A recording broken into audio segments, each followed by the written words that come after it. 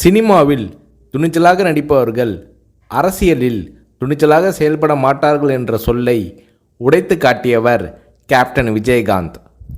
தமிழக அரசியலில் துணிச்சல் மிகுந்த அரசியல் கட்சி தலைவராக கேப்டன் விஜயகாந்த் அவர்கள் உருவெடுத்தார்.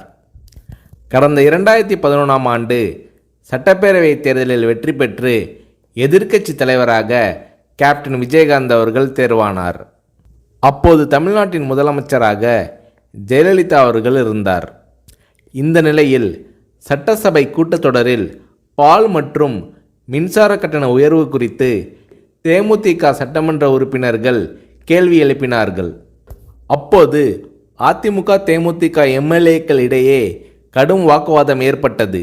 இந்த நேரத்தில் ஆவேசமாக எழுந்து பேசிய கேப்டன் விஜயகாந்த் அவர்கள், கூட்டணி கட்சி என்றால் ஆளுங்கட்சிக்கு ஆதரவாக இருக்க வேண்டும் என்பது இல்லை, மக்கள் பிரச்சனை தான் எங்களுக்கு முக்கியம், அதை பற்றி தான் பேசுவோம் என்று கர்ஜித்தார் கேப்டன் விஜயகாந்த். இந்த நேரத்தில் ஜெயலலிதா அவர்களும் கேப்டன் விஜயகாந்த் அவர்களும் மாறி மாறி கடும் விவாதத்தில் ஈடுபட்டனர். இது அன்றைய காலகட்டத்தில் பெரும் பரபரப்பாக பேசப்பட்டது.